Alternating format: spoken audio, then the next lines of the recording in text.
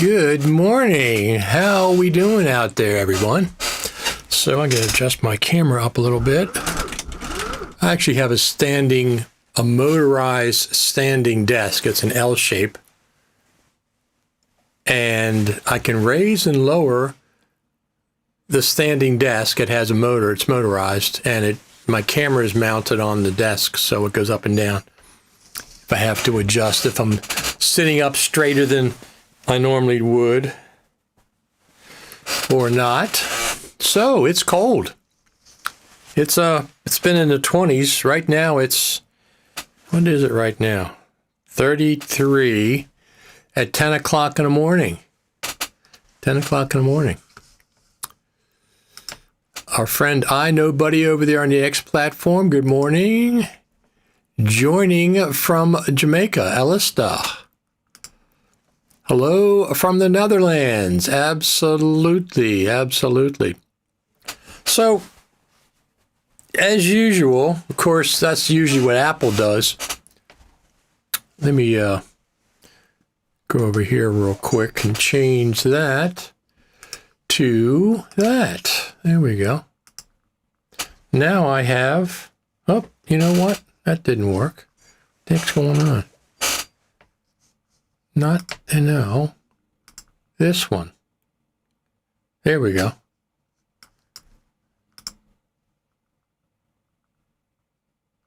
Huh. That's bizarre. I'll have to leave it like that, I guess. Thank you very much. Thank you from our friend Canada, Daniel from Canada.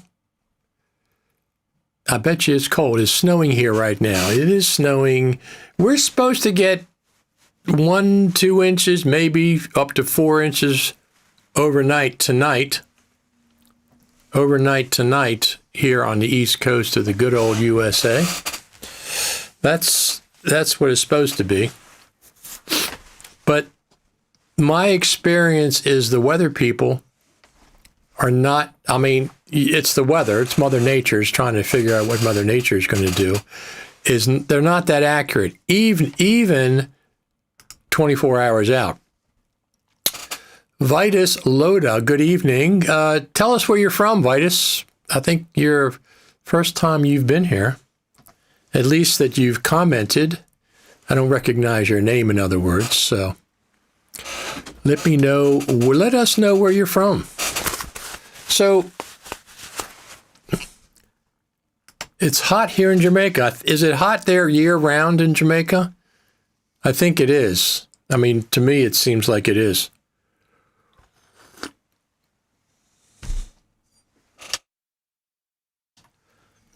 It seems like it probably is hot year-round in Jamaica. Well, so I made a video yesterday, and it's up on my YouTube channel, of course. Lithuania. Vitus is from Lithuania. Very cool. I saw your video on your snow repeller. Exactly. I did a video. I got this new high-end, super high output snowblower. The reason is this. We don't get a lot of snow, but we can get several 6 to 8 inches, 10 inches snowfalls over the winter. And that's a lot of work for me to do my driveways. I have a lot of driveway area. I get to get out to the main road and go back. And yes, my new snowblower.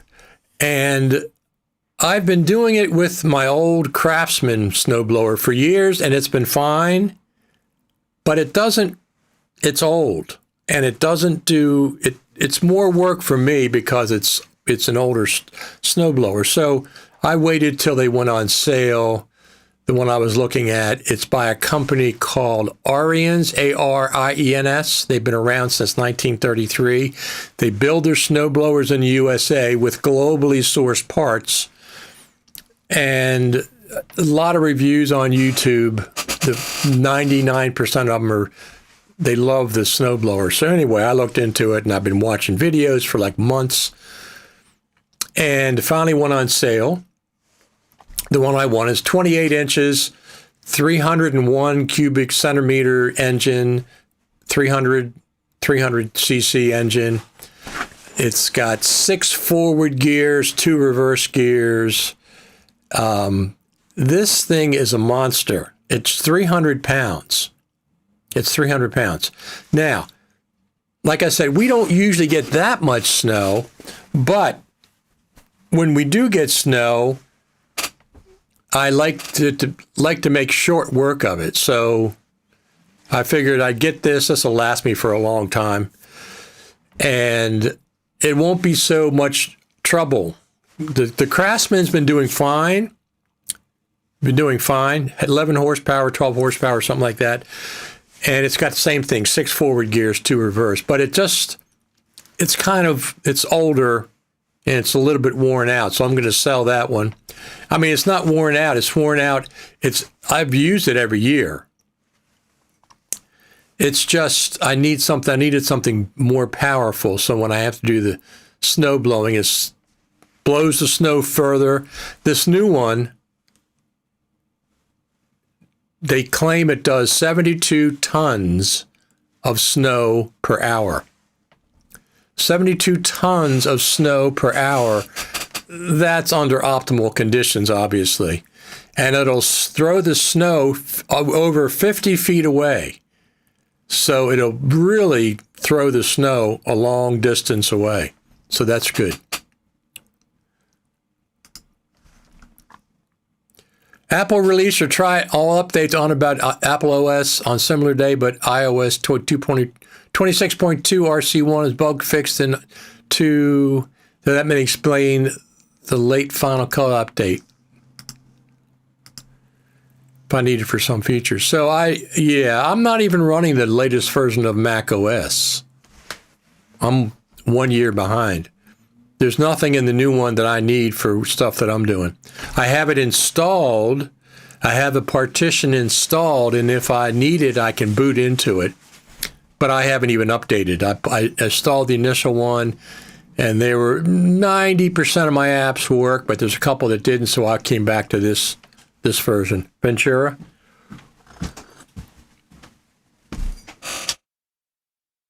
I think, what am I on? I think it's Ventura. No, I'm at Sequoia.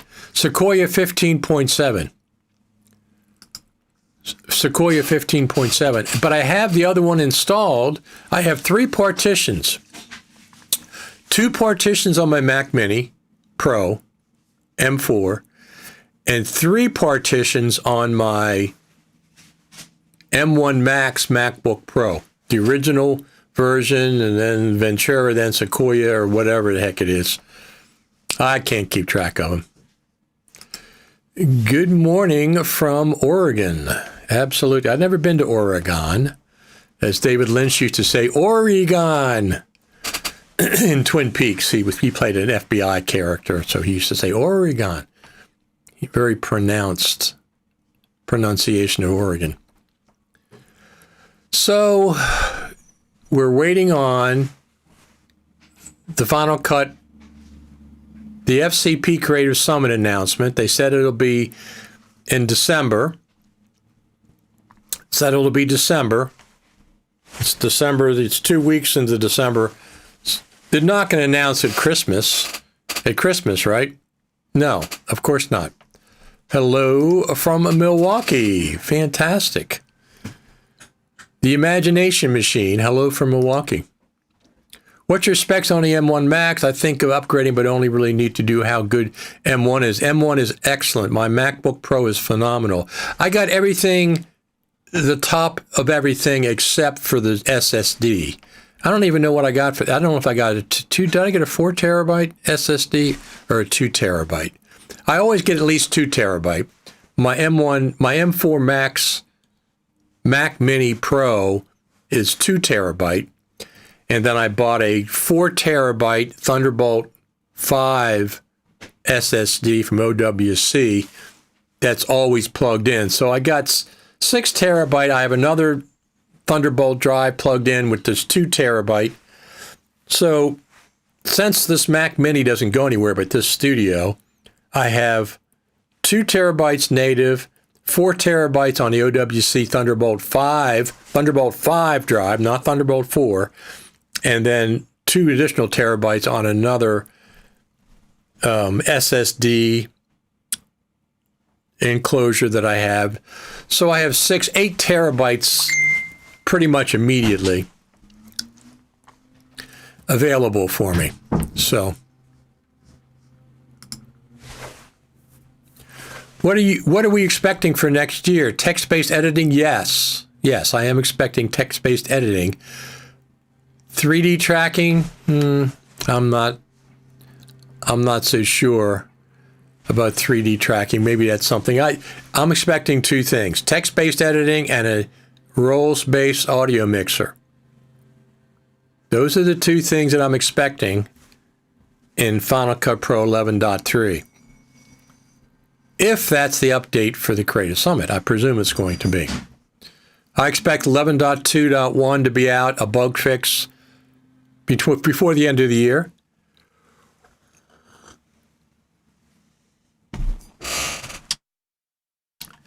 And I expect next week will be the week we get the Final Cut Creative Summit announcement, because after that, it's Christmas. After that, it's Christmas. Now, I would presume they already, Apple and FMC have to, do this. They have to handshake on everything. Mostly it's up to Apple when they're available, but it's also up to FMC, because FMC now they have NAB in April, which takes up a lot of their time. And now they have a European version of their sessions in mid-May. So April and May, at least the first 2 weeks of each one of those months, is kind of booked up for FMC. They can't be doing NAB and FMC and the Final Cut Pro Creative Summit at the same time. They can't do that. They have to have, I guess they could, but no. So here's what I'm expecting now. I'm expecting the Creative Summit to be in March, because meteorological spring starts March the 1st. When I was talking about spring prior, I'm talking about spring on the east coast of the USA, which arrives on March the 20th. The vernal equinox, equal day, equal night, arrives on March the 20th. So I was talking about spring being March the 20th.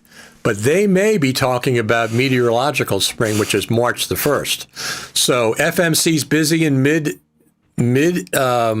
leading up to mid-April with NAB. They're going to be busy leading up to mid-May with the European version of their sessions, their conferences over in Europe. This is the first year. So now I'm thinking we're going to talk about March. Anytime from March the 1st to the end of March, even the first week of April, but I don't think so. I think it has to be in March. So now sometime in March is what I'm figuring on the Final Cut Pro Creative Summit to be happening. That's just what I think.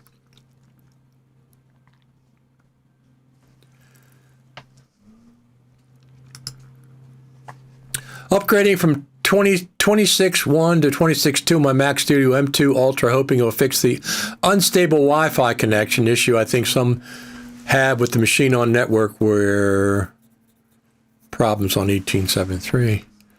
Absolutely. It's difficult to manage many OSs and many Final Cut Pro versions, plus attach library versions for each Final Cut Pro. That's why I would wait and see them all okay from a workflow. Absolutely, you should wait, and you should make up backup copies of your important libraries and backup copies of Final Cut Pro. Both. Not just one or the other. Not just one or the other. I need a stable Wi-Fi connection from M2 Ultra, as it is in a room where I do not have an RJ45 port in the wall. Otherwise, I would have connected via cable for a faster, more stable connection. I have both. I have connected via Ethernet and Wi-Fi. Right now, I'm on Wi-Fi. Resolve had so many good updates. Same with Adobe and even CapCut. Hopefully, this pushes Apple for good updates. Not disagreeing with you. Resolve updates are through the roof. They are constant and chronic updating. They do it all the time. This update, that update. That's not what Final Cut's going to be doing. I doubt it. I mean, they said they're not. They didn't say. They just said we know Final Cut Pro the best, and we know when to update it and how stable it is, et cetera, et cetera. Of course, but in retrospect, not in retrospect, in comparison to DaVinci Resolve, nobody updates their apps as often as DaVinci Resolve does. Black magic. Final Cut's at the bottom of that list. I also had connectivity issues with Tahoe, so I'm stayed back with Sequoia. May give 26.2 a try this week. Very cool. Yeah, I don't need to update my Mac OS. Everything's working fine. I'm not going to be worried about it. There's no pressure for me to update that. So I don't know if we're going to have a big snow. Not big snow. I know it's not going to be big. It's going to be 6 inches or less. Very likely with just 1 or 2 inches. That's overnight, Saturday night, starting at midnight to tomorrow morning at 10 o'clock. Unless something changes, which it very well could.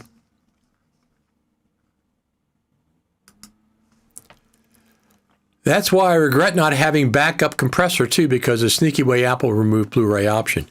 What was sneaky about it? I mean, people don't buy DVDs or burn DVDs that often. I don't think it was sneaky at all. It's outdated. The technology they don't need to be clogging up Final Cut Pro. Could they have given advance notice? I guess. It doesn't really, I haven't burned a DVD in how many years? Maybe 2019, 2018 was the last time I burned a DVD, so it doesn't really affect me. So I know some of you do. I understand that, but just spit out a ProRes copy of your file and put it in Toast or some other Blu-ray burning software. I don't think Blu-ray burning is necessary for Final Cut Pro in 2025.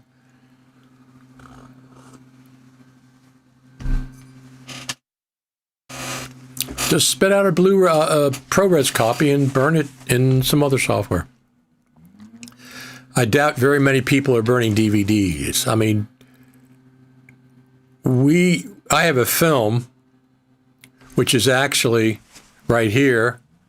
This is the poster for the film, and we're gonna have a spring showing in somewhere down in DC area coming up. And one of the ways we did a backup copy, because we give them a DCP on a flash drive for projection in the theater, but one of the ways we did a backup copy was we had Blu-ray DVDs burned. We didn't do it. We hired some company to do it. So that was our backup because they had a Blu-ray player. They could play if something happened that the DCP wasn't working or whatever. We could give them a DVD, a Blu-ray DVD, and they could use that. We'll probably do the same thing this time. Probably. I don't know. That's my friend, co-editor, co-producer. Jeff Krulik is the one that took care of that aspect of it. Any good upscaler plugins for Final Cut Pro? Well, I used to use video something. What was it? I used to use Topaz Video AI, but I stopped using that because subscription. So I stopped using that. I'm probably a year old on that right now. So I've gone to ARD Video Enhancer 4.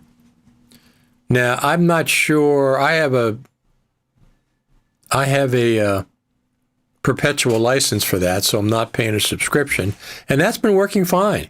AIRTY Video Enhancer 4. It's not a plugin for Final Cut Pro. You have to spit your video out, or take the raw video, I should say, upscale it in AIRTY, and then take that video and put it in Final Cut. I always upscale 720p or less. Standard def, I upscale. 2 times upscale. 720, everything is 2 times upscaling. As I'm cleaning it up, that's one of the features, is you can upscale while you're cleaning it up. So that's what I use. That's what I do. Plugins are not even needed for Resolve now. That's why Motion VFX charges subscriptions, but Resolve Studio has everything standard now. Yeah, that's what I've seen. They have a lot of stuff. I mean, Resolve is an incredible piece of software. Black Magic, Grant Petty, through the roof accolades for those two.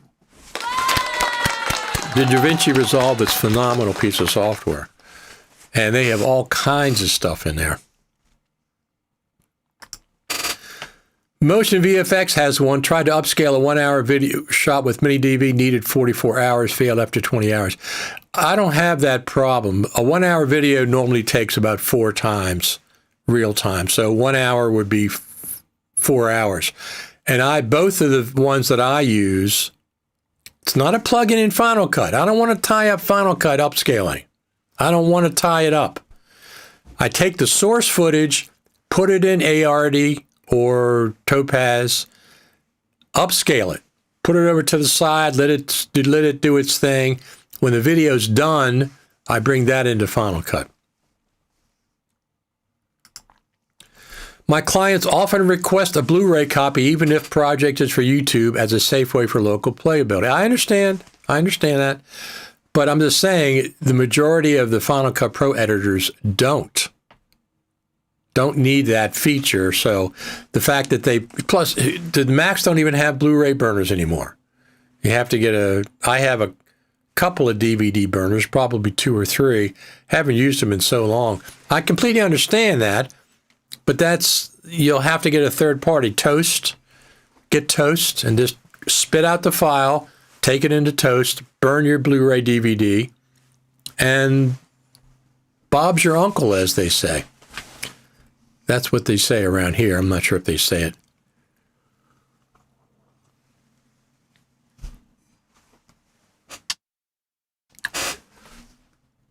I'm trying Fidelity Fuse. I have no idea what that is. But it's not AI. The one I have is AI. Let me go find it since I'm talking about them. Let me go and find it.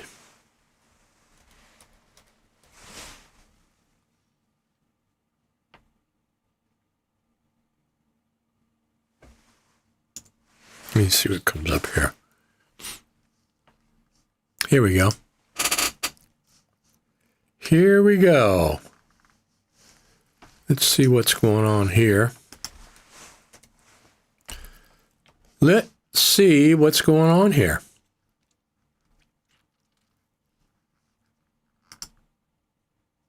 So this is AIRTY. AIRTY, which AI, obviously. Image enhancer, video enhancer. Let's see what that's going on. They have a subscription, but I think you can just also get your yes, lifetime license. Right there it says lifetime license. It's not cheap. It's on sale. Standard, here we go. So standard license is billed yearly, $79, but the lifetime license, look at this, 30% off. 30% off. See, when you're watching Final Cut TV, I'm saving you money right there. You can repay me by buying me a coffee. So it's on sale right now. Lifetime license, $165. Free unlimited updates for life. That is a good subscription. That's a good software. That's a good way to do software. 30-day money-back guarantee, 24/7 dedicated email support, and you can run it on 3 Macs. Great price. Great price. I recommend this. So as far as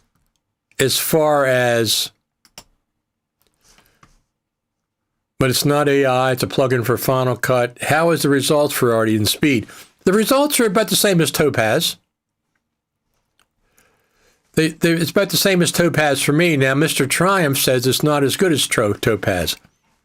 Okay, I'm not paying Topaz's subscription, so I stopped subscribing. No, I'm not even launch it so it doesn't mess up. I have both of them too, but my Topaz is back from probably a year ago. I haven't updated it since then. So do I use them? No, I've used AI Artie, and it seems fine. It does a good job. It's like about the same. My fans will definitely go up when using ARtie and Topaz, both of them. My fans on my Mac Mini Pro definitely kick on. Oh, the speed goes up. The temperature of the CPU goes up to 200 degrees Fahrenheit. When it hits 200, I kick the fans on manually. So either one of those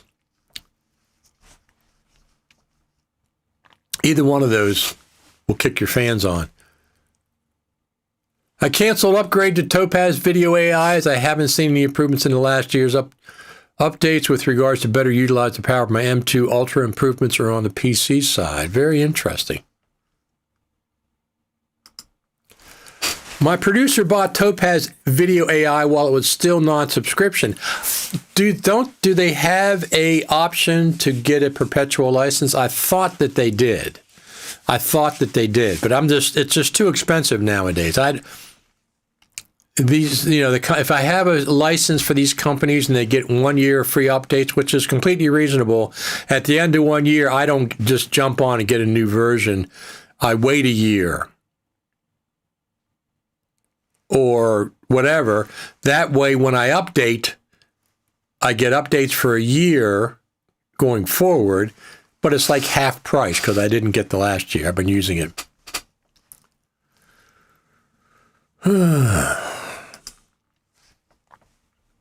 Burning and playback of Blu-ray DVDs on Macs done on my Mac Studio. I found out also Yuan Blu-ray, who do native Silicon Mac DVD. Toast is Intel. Oh, I didn't realize that. Toast is not. They didn't update their software for M1? That seems weird. Will this feature ever go into Final Cut? Which feature is that? Upscaling? I don't know. Maybe. But I don't want to, if I'm editing something in Final Cut, I don't want Final Cut to be concerned that you're upscaling. I want to just do editing. So I'd rather have a third-party app doing the upscaling over here. And then let me edit in Final Cut Pro. I don't like Final Cut Pro being tied up in that. I wouldn't hold your breath about this feature coming to Final Cut. That's what I'm using, Topaz 1 year, and then again if I want. Yeah, that's exactly. So I don't know my Topaz. I haven't updated it for a while. I thought that the last time I went to update it was a lot of money for a 1 year license, so I just didn't do it. What is the workflow or process? I have to zoom in a lot of projects. The process is you just take your video and drop it on either one of those apps, choose your many different variations of settings, AI settings. They have stock ones that you can use. I always if I'm going to upscale, I upscale twice the resolution. If it's standard def, it goes twice. If it's 720p, it goes twice. 1080 or above, usually I don't upscale. I just clean it up. It's for cleaning up. The software is AI cleaning up. But at the same time you're cleaning up, you can upscale it since it's doing the process anyway.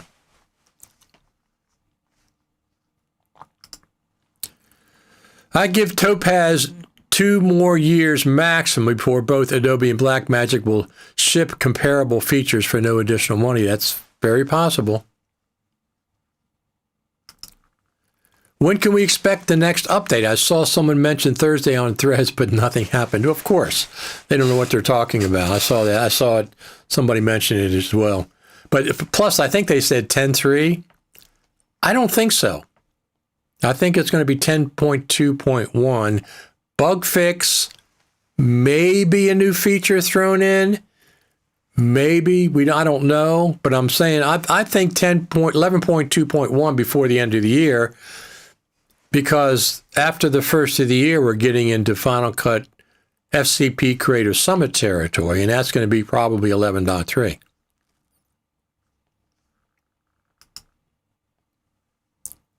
Toast AI Platinum Pro apps still only Intel, and only an official message saying no update planned right now. I did not know that.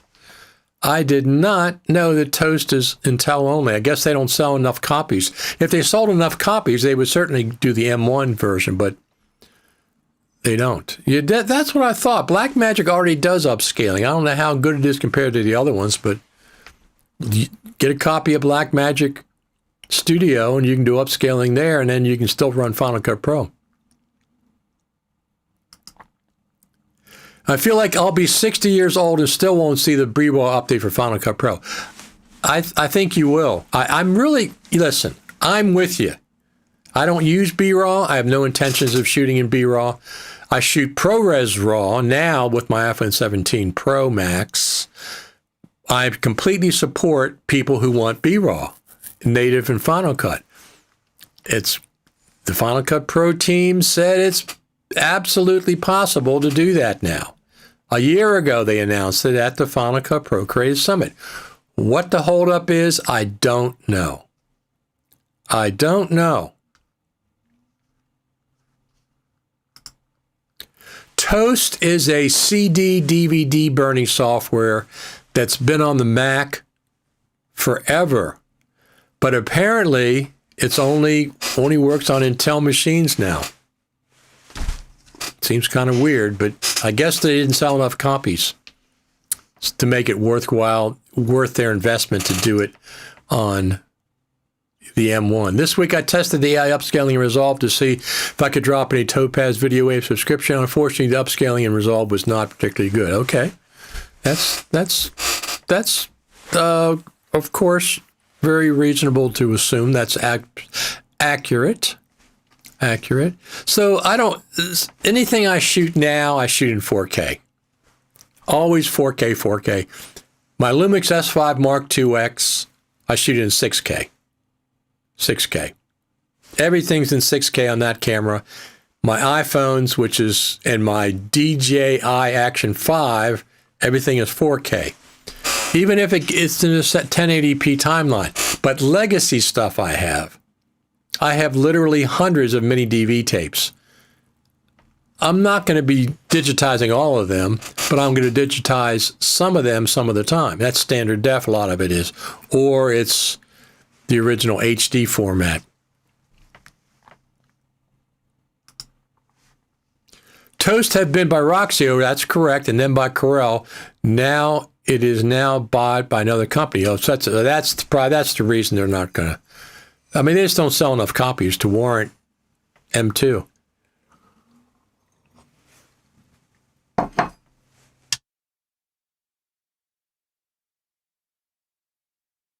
There's the backyard. We might be getting some snow sometime tonight. We'll have to see. Let me just, let's go here. Brightness. Let's take that down a little bit. And let's do gamma. There we go. That's what it pretty much looks like, right about like that. No leaves. Leaves are all gathered up, but there might be some, we might get snow tonight. We'll have to see. I'm going to, anytime there's any snow predicted, no matter how much it is, I'd rather have all the wood available to me, firewood, because I heat with firewood. I'd rather have it all available to me without going outside. I don't have to mess with it. So I have 1, 2, 3, 4 indoor places that I stack firewood. Not a lot. Each one's independent. I have a vertical stacking system in the sunroom. That's probably about 2 days worth. And then I have a foyer. Leave the sunroom and get into the foyer area. And I have some firewood, enough for a day or so, under a table. And then when you go into the main room where the wood-burning stove is, I usually keep enough there for a day or a little less. And then outside on the sunroom, I have 3 sliding glass doors in the sunroom. One of the sliding glass doors, I have firewood stacked right outside of that, covered in a tarp. So I can open the sliding glass door and pull firewood from that stack of firewood without leaving the house, without leaving the sunroom. And there's probably 2 or 3 days worth of firewood under that area. That's what I'm going to stock up today. I'm going to stock up that area so I have 2 or 3 days.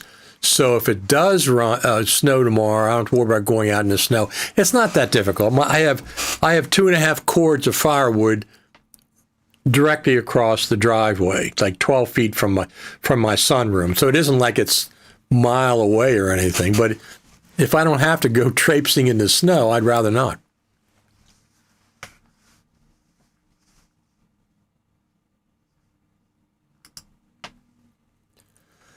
Toast Intel run on Intel or Silicon Mac, but next year Mac OS will not run Intel apps. I think Apple say, or only partially support, so be ready. I see what you're saying. Yeah, they said they're dropping support for the next Mac OS, but if you don't update to the Mac OS, it'll work. Don't update. If you need Intel app, don't update. Okay? Or, like I do, make a partition. Not a partition, make a volume on your SSD for the new operating system. But keep your old Mac OS that you can always boot into. There's no reason to erase it. Do not update your Mac OS to the new Mac OS. Create a separate volume. It's much, much better.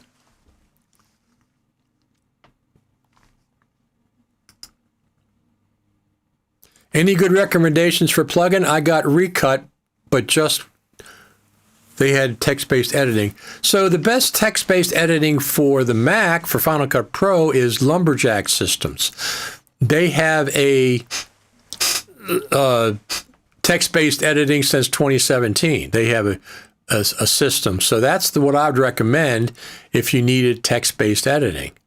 I do it in Resolve. Resolve does a pretty good job with text-based editing. They've had it for 2.5 years, so they got some experience in it. But hopefully 11.3 will have it. I was hoping 11.2 will have it. Is it a subscription? It is, but it's reasonable. And I think it's, let's go over there and check. I think it's, let me go see.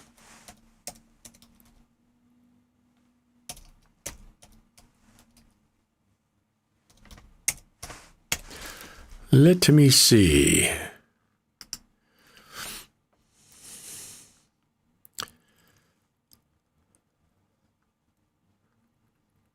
Apps. Let me see. I'll take you over there in a minute. Logging apps. Logger, backlogger.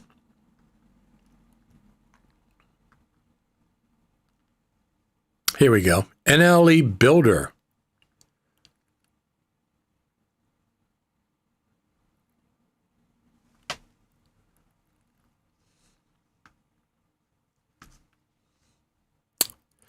Text-driven editing. Let me see what it is. So here's what it is. NLE Builder NLE. We rethought the entire way we work with transcripts, in minutes. This does a transcription as well. What the price is, I don't see. So this is where you can go. lumberjacksystem.com/apps. Let me just see. I'm not sure. I don't know how much it is.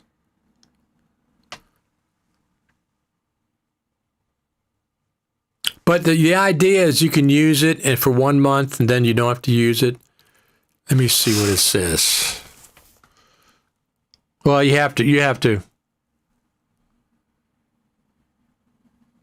Philip, you have to update your address there. You're in Australia and you moved back to Australia. But you can email. I don't know what it is.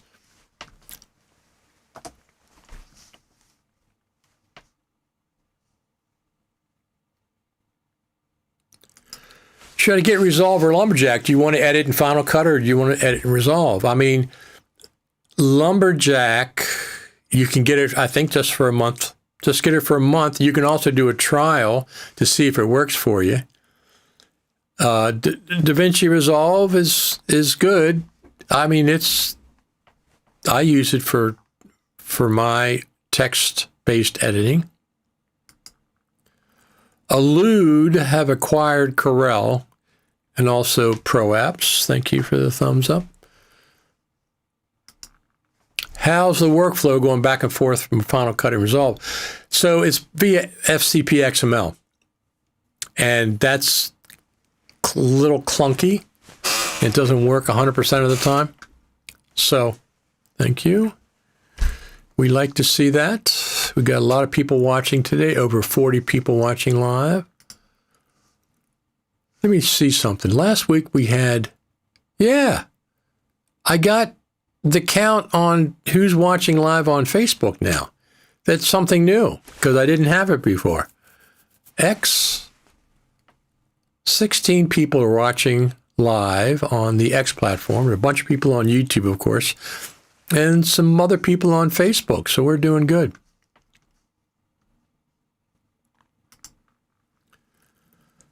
I will add a funny way to see it and also pray your physical Mac hardware to stay alive because you can confirm older Mac OSs can't boot on any new Mac. Yes. Well, I have an original MacBook Pro. I got a 2021 MacBook Pro. I got a 2019 MacBook Pro. I have a cheese grater downstairs that's Intel. I have an M4 Mac Mini Pro. I don't need any more Macs. And I got an iPad Pro, whatever the heck they are. I got one of those.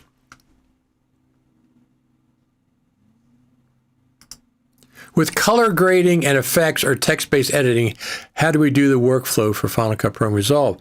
So you can, if you edit in Final Cut Pro first, you can, if you want to do your edit in Final Cut Pro, initial edit, then you export an FCP XML and import that into DaVinci Resolve. In DaVinci Resolve, you can do your text-based editing or text-based. Here's the thing. If I'm doing text-based editing, usually it's a long-form project, 45 minutes or longer. 30 minutes or longer, I'm going to go into Resolve, and I'm going to chop it down. So I go in Resolve first, do basic text-based editing, spit out an FCP XML, and then if I want to do it finished in Final Cut, I'll import that FCP XML or the XML file and finish it in Final Cut. That's what I would do. I mean, that's what I've done. Color grading, Resolve has a superior color grading than Final Cut. It's industry standard color grading. So if you want to do color grading, do a text-based edit in Resolve, do your color grading in Resolve. I don't know how that's going to work in Final Cut because since Final Cut doesn't have the Resolve color tools, I would presume that you have to burn the color corrections into new file. I don't know. I don't go back and forth. I don't go back and forth. I don't even go back and forth between Final Cut and Logic Pro.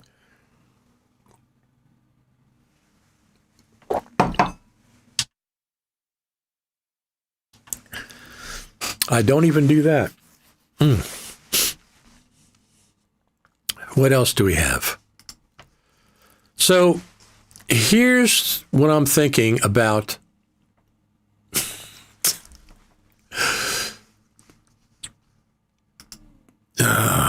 Topaz has really effed up their software. I do have a perpetual license, but I cannot use it as I cannot get past the do you want to try our new software window as their not close option. Yeah, I don't know.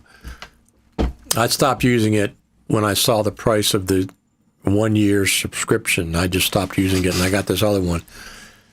I don't even know if it even my version even launches anymore. I don't want to launch it during the live stream in case it's messes up the live stream. I didn't want to do that. So here's what I expect. I expect Final Cut Pro 11.2.1 to be out maybe next week before the Christmas. Quash whatever bugs that Final Cut Pro has. That'll free them up until the Creative Summit in the spring, which I presume is going to be 11.3.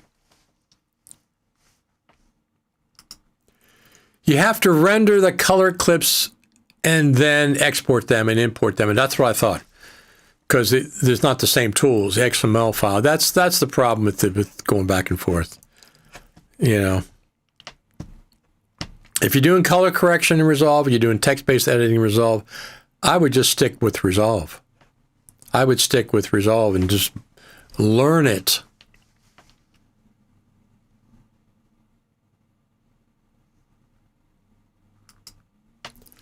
If you need color grading inside Final Cut Pro, similar to DaVinci, but not as perfect as in DaVinci, you need Color Finale to do it inside Final Cut Pro, but it is not cheap. Well, that's Resolve's $300. The studio version. You can try the free version. I'm not sure what the limitations are exactly. But you know what? Something happened to me this week. I was filming with 3 cameras, my iPhone 16 Pro Max, 17 Pro Max, and my DJI Action 5. I had no way of knowing this in advance, but I probably captured 20 clips, let's say 15 clips on the DJI Action 5. D-Log-M, 10-bit, 4K, 60 frames per second. I didn't need 60 frames per second, but I just didn't change it. Well, I got about 15 clips because after 15, 16 gigabytes, it creates a new file, or whatever the limit is. Yeah, the first 10 of those clips were corrupted. And I didn't know till after the fact. And it was a little bit of a pain. So what happened was I brought the clips into Final Cut, and it would be random black frames. It'd be random black frames. If I put the clip in a multicam, which I did, when it hit a black frame, both that and my iPhone 17 Pro Max footage would turn black. And when I go to look at the files, I can see that QuickTime won't play them back because of the corrupt frames. DaVinci Resolve, when it hits one of the corrupt frames, says media offline. Final Cut Pro plays back a black frame. DaVinci Resolve says media offline when it hits one of those frames. And I couldn't figure out what the heck was going on because I've used it in the past, DJI Action 5, without any issue. Well, I don't know what caused the first 10 clips to be corrupted, but after I didn't change anything. I kept filming, and I didn't know they were corrupt until I was done. It just cleared itself up for the last 6 or 7 clips. Completely fine. Nothing was changed. Everything was done in sequence without changing any settings. But for some reason, to say the first 2/3 of the clips had corruption. Now, I can play them, but I'll get to a point randomly. I'll get to 2 or 3 or 4 or 5 black frames. So I have to cut it out or whatever on those clips. I have enough information, and I was filming with 3 cameras, so I have other cover for it. But if I can't trust it, what good is it? If I can't trust the DJI Action 5 camera, which I've been using for years, what good is it? It's not any good. If that kept happening, I would just sell it. And I would not get the DJI Action 6. I wouldn't get that. It's too much nonsense going on with that camera. So I'm sticking with the DJI Action 5. The same thing happened with when they went from the DJI Mic 2 to the Mic 3. Wasn't interested in the Mic 3 at all.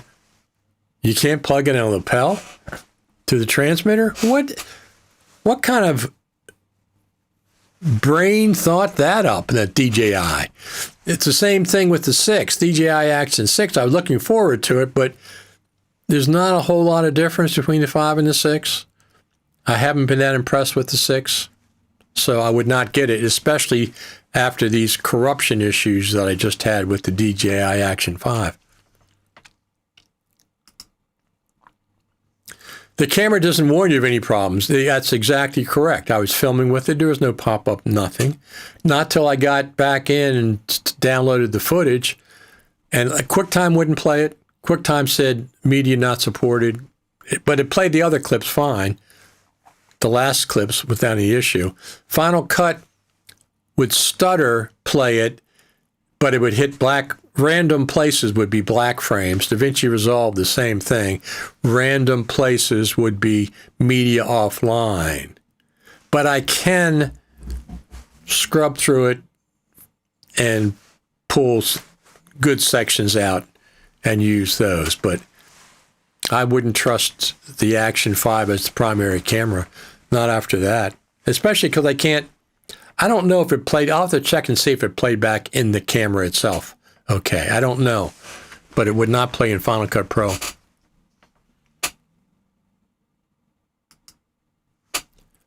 Sony XD Cam offer recovery or repair inside of the camera to try recovery. That's a good thing.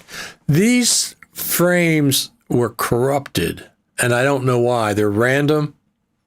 I didn't change any settings. Whatever it was, cleared up on its own. Here's what I'm thinking. I think that the media card I was using, which is a V30 micro SD card, was not reading or writing fast enough for 60 frames per second. That's what I'm kind of thinking happened. Yes, exactly. Perhaps your SD card. But the Action 5 has a built-in 56 gigabytes of storage, so I can also use what's built in. But I switched to a Lexar micro SD card, and I did not need 60 frames per second. I haven't had any problem with that camera for a year, since I bought it last year. I've been using it a lot, and I have not had any issue with it until this issue. And I'm thinking that 60 frames per second, 10-bit log, and 4K might have overwhelmed the SD card. But the problem with that is, why did it clear up? It cleared up on its own. There was no warning that something was going on. It's just, I looked at the clips in sequence, and this one's bad. Got to the bottom third, all of them are fine. So what changed? Nothing changed on my end. Nothing changed at all. But I'm suspicious that it was the SD card that was the issue. So 60 frames per second in the SD card. So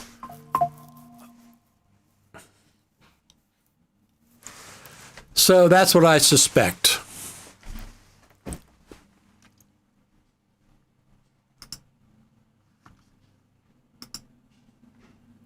$60p on V30 is risky for 4K and HD That's what I suspect, but I didn't even need 60 frames. I just didn't.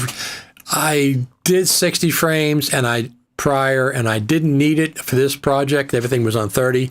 I didn't realize it till I was already recording for a while. So no, I'm going back to 30. I'm not shooting any 60 on a DJI Action 5. Ain't gonna happen. My DJI Action 4 did not give any problems, 50 frames per second, 4K. Here's something when I'm researching this, I'm thinking, well, let me try X, Y, and Z. The DJI Action 5 does not shoot H.264. It's not available. They only shoot HEVC, H.265. So I was going to switch to H.264 and do some tests.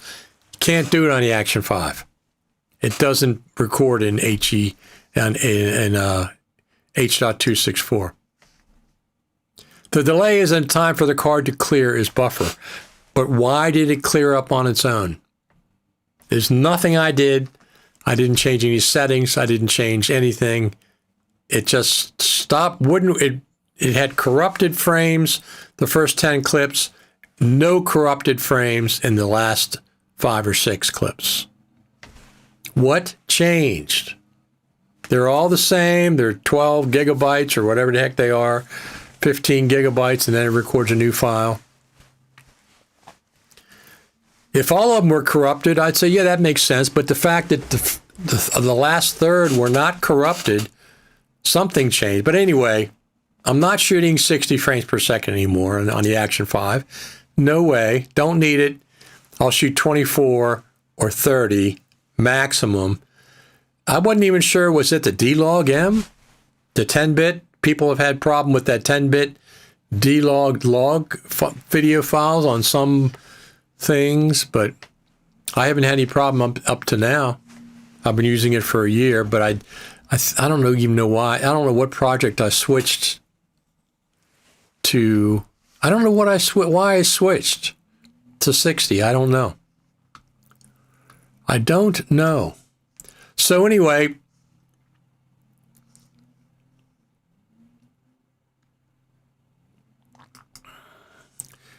it's a hardware time working normal, nothing you can do about it. What I'm going to do about it is switch from 60 to back to 30.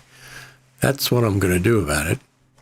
But the worst thing is it didn't say anything. I mean, I'm shooting, and I never use the Action 5 as a main camera. Not unless I'm just walking around and just randomly filming, which I do sometimes. When I'm in crowds. At the Creative Summit, I have the DJI Action 5 recording a lot of times. Rather than holding the phone, I just have it recording. So I expect the Final Cut Pro Creative Summit, December announcement will happen next week. This coming week, because the week after that is Christmas. You're not going to make the announcement during Christmas week. That would be ridiculous. Make the announcement. I'm kind of surprised they didn't do it last week, but they didn't. So make the announcement next week. But main thing we need is the date. The main thing we need is the date. If you don't give us the date, you're not giving us anything. If you don't give us the dates of the Creative Summit, you're not really helping us make plans for attending. We need the dates so we can make plans for travel. We can make plans with our families. We can make plans for whatever else, if you want to get a bed and breakfast, whatever. The location, too. Cupertino. Well, I'm presuming it's Cupertino because that's the only place we can go see the spaceship campus, is if it's close to Cupertino.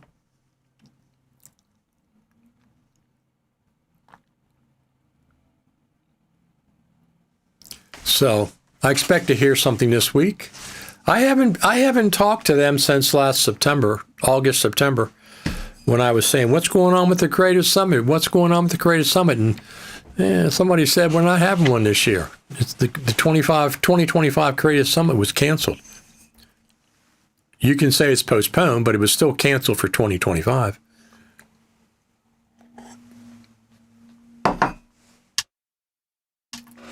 So we're not doing a 2025 Creative Summit in 2026. That's the 2026 Creative Summit.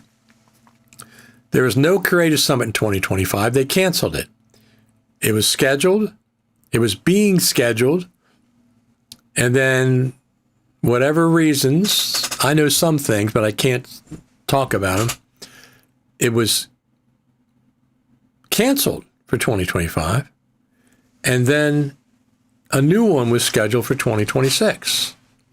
They're not taking a 2025 Creative Summit and playing it in 2020 and doing it in 2026. No, they canceled it for 2025, and they got a new one in the spring in 2026. So we didn't have a Creative Summit in 2025. But anyway, we need to know the dates. If you don't tell us the dates, you're not really telling us anything. I don't care about the schedule.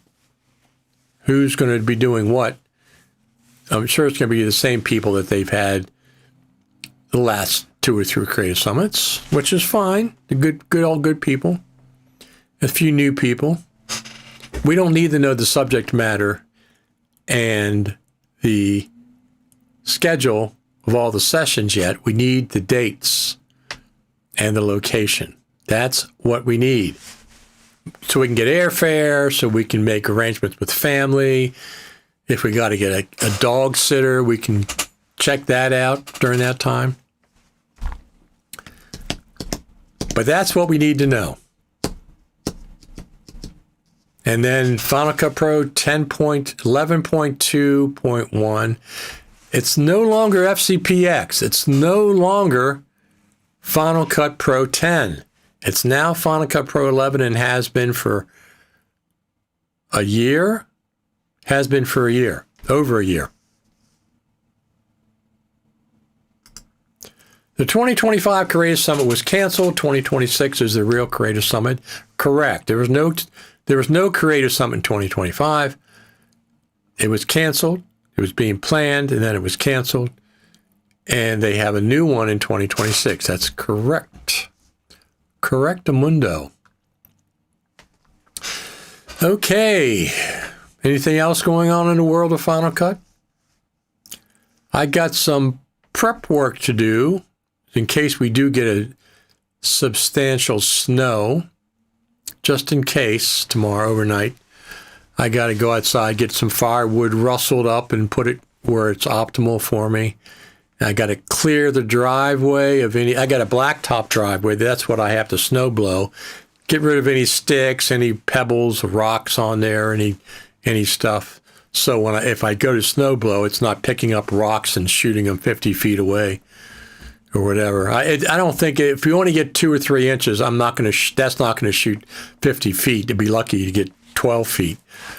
If it's 6 inches or 8 inches or a foot, that's when it shoots 50 feet away. But 2 or 3 inches, it won't shoot that far, I don't think. All right. What else is going on? Anything? I'm still shooting. I'm going to be shooting some more ProRes RAW. I really like that, especially with I have the new B-Script Pro cage. Listen, I used to buy a new case every year for the iPhone when I had I still have my Moment lenses. Every year I had to buy a new case to fit the phone to put the lenses on. I got tired of doing that.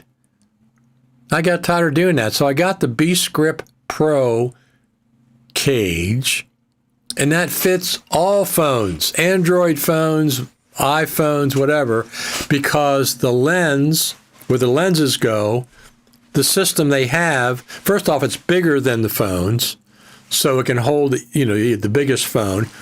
But when you line the lens up to the iPhone lens, it's completely adjustable horizontally and vertically. It's completely adjustable. So the system is you can move it where you want it, lock it in place, tighten up everything, and then you're good to go. I don't need a new cage. I'm not buying new cages every year. The only reason I got this, I don't even use cages. I use my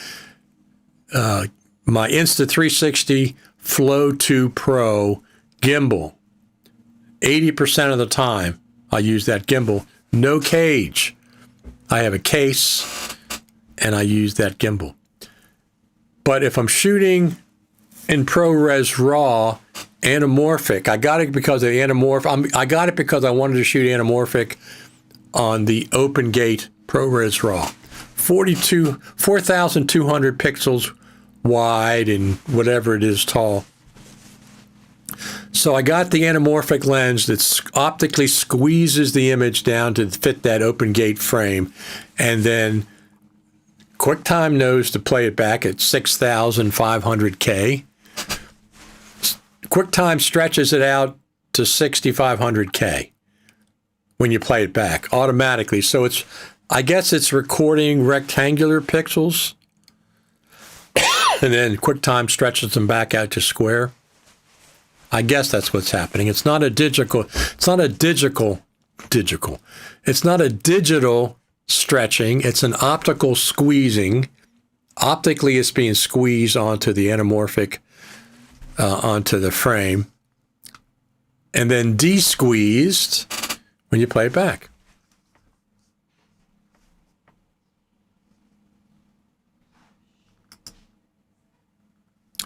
I really enjoyed the Final Cut Pro Creative Summit last year, but some other workshops were geared towards beginners.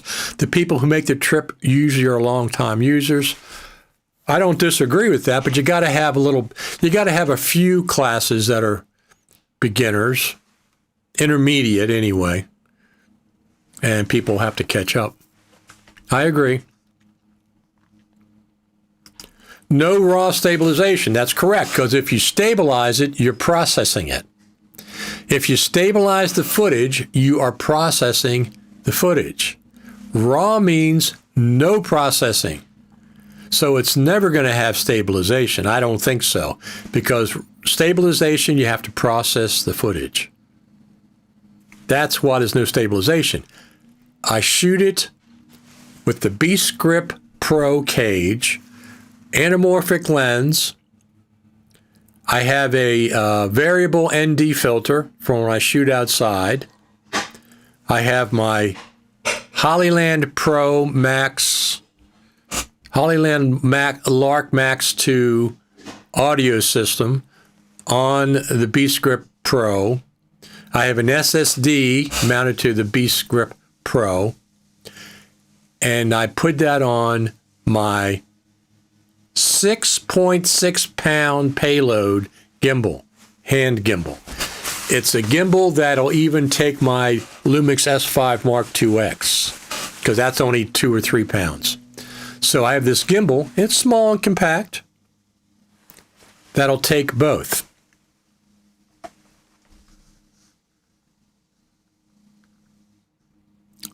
I'll be right back.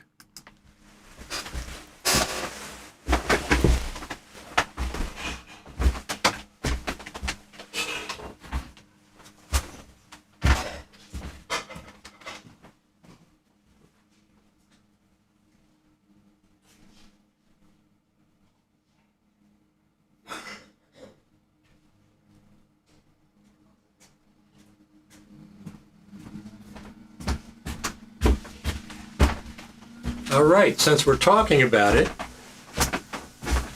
let me show you. Let me show you what we got here. This is the Beast Grip Pro cage. I have a cap on the anamorphic lens, so it's all adjustable. The lens can go up and down, left and right, to align with any phone lens. This gimbal, which I really like, it's a Cinepeer.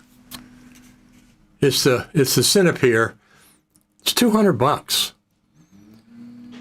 It's got a 6.6 pound payload, and look, it's not that big. It isn't like it's a giant gimbal. So this will do the Beast Grip Pro cage with no issues. I put a SSD on top here. I do a phone, I do the audio somewhere, and it balances fine, but I can also use this for my Lumix S5 Mark IIX. It's got a 6.6 pound payload. And it's not that big. It's not that big. It's only that big. Not with this. I have a separate handle so I can switch hands if I've got to hold it for a long time. I mount my shotgun mic here. So I have a shotgun mic facing in front of the camera. And I'm in back of the camera, of course. And you can move these lenses out of the way if you want to use the native camera lens. But this is the one this is my new favorite gimbal. It's 6.6 pound payload it'll handle. So this is really meant for a mirrorless camera, but it also works for the phone. So this is what I use. And if I'm doing handheld anamorphic, and also the other good thing about this gimbal, as all of these are, you can lock all the axis, so you have a stable. You can mount it on a tripod, and it's not. You don't need the actual gimbal part. So that's my latest. I've had this gimbal for about a year or so. $200, $199, 6.6 pound payload. You can put lenses on there, whatever the heck you want on the iPhone. And I really like the Beast Grip cage as well. And their lens. I got their anamorphic. I got their 1.55 anamorphic lens. When you shoot on ProRes RAW OpenGate with the 1.55 anamorphic lens, it comes out in a 2:1 aspect ratio, which is exactly what I like. That's exactly what I like. If you shot to a 16:9 frame, it's much longer and skinnier, and I don't like that as much. 2:1 is a nice aspect ratio.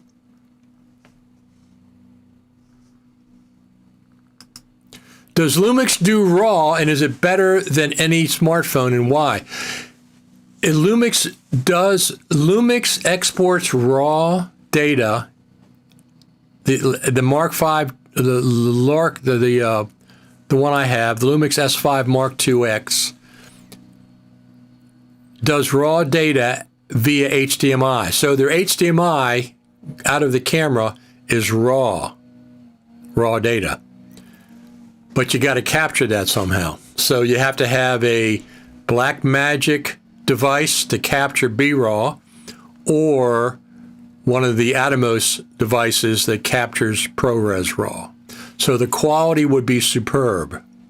It would be superb. Number one, it's 6K rather than 4K.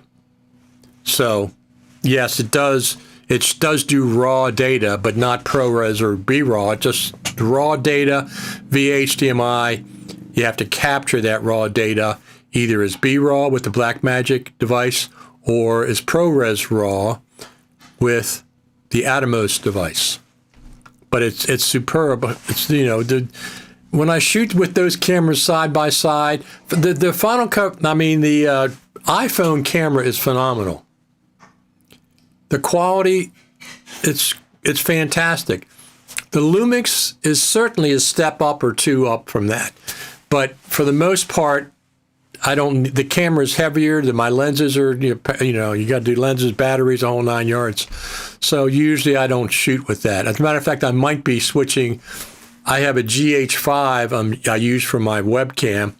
I might be selling a GH5 and a GH4 that I have and putting my Lumix S5 Mark IIX up here because I don't use it that often.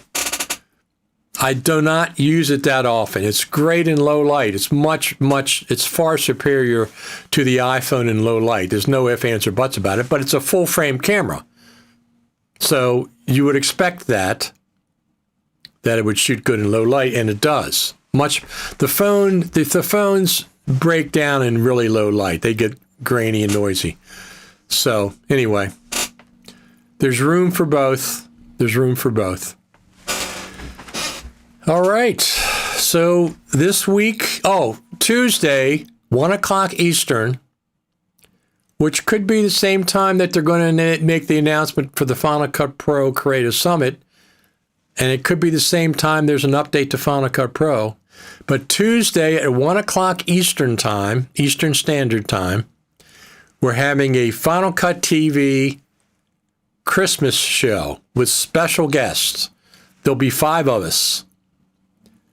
1 o'clock Eastern on my YouTube channel and on Facebook is a special Final Cut Christmas show, Final Cut TV Christmas show with 4 guests plus me.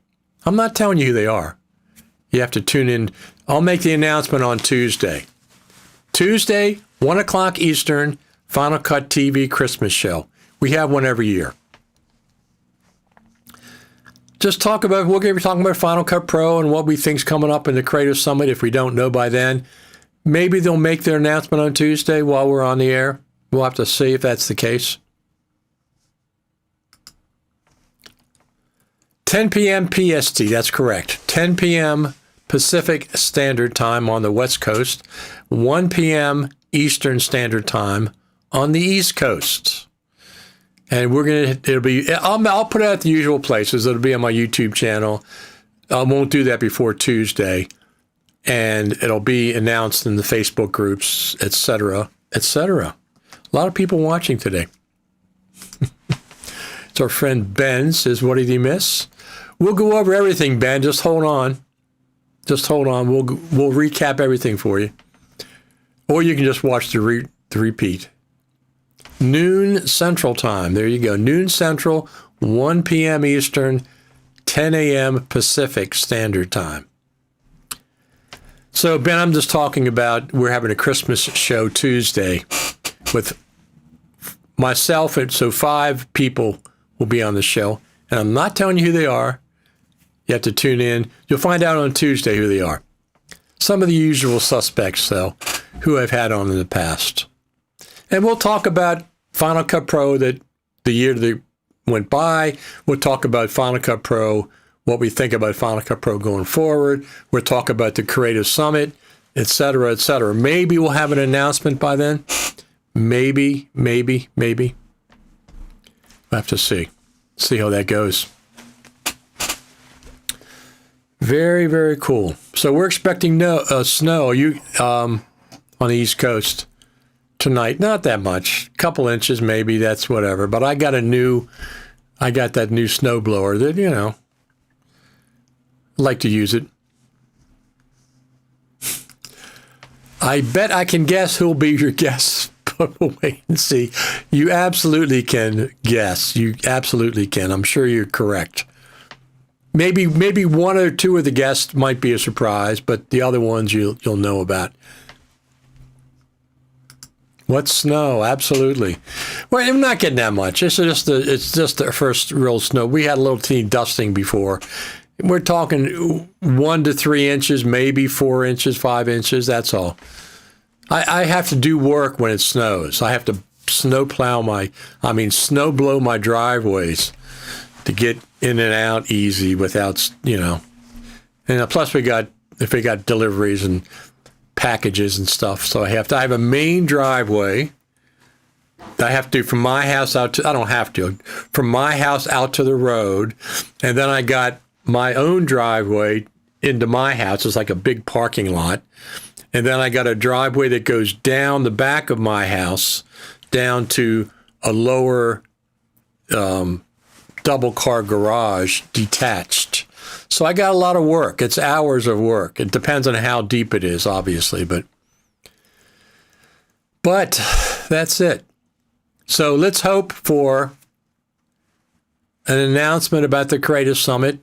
Maybe, I'm not experiencing any bugs in Final Cut Pro 11.2, but if you are, maybe they'll put 11.2.1 out. It's just, to me, the idea that they wouldn't do anything with Final Cut for 6 months, it's just, there's nothing to talk about.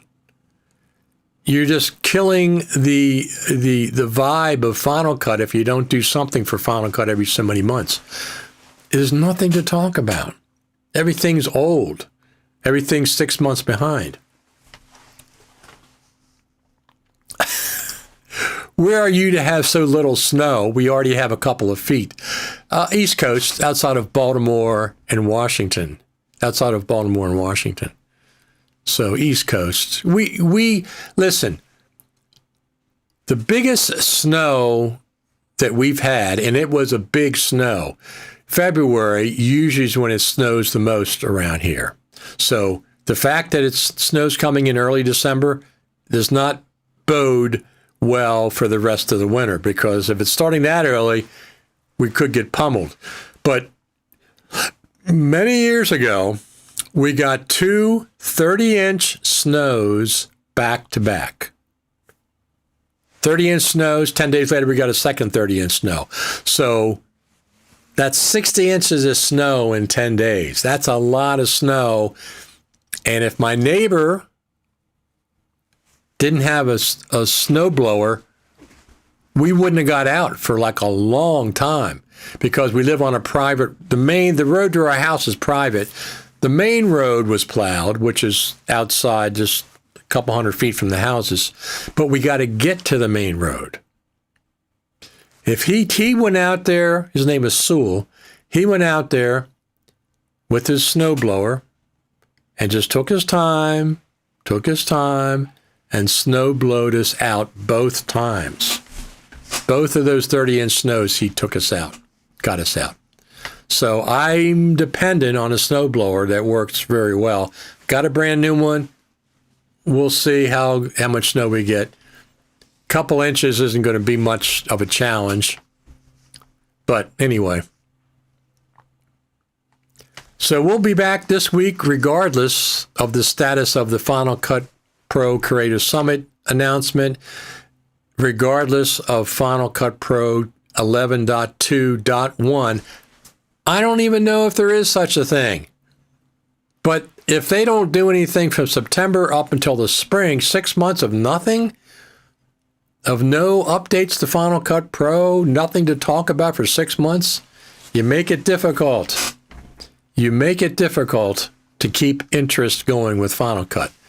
I mean, DaVinci Resolve, every month they got a new update with new features and bug fixes and optimization, et cetera, et cetera. But Final Cut goes 6 months with nothing. It's hard to keep interest in Final Cut. And I'm certainly not going to say, they have to, people say, they have to make sure it's stable. Well, so does Blackmagic. They got to make sure that DaVinci Resolve is stable.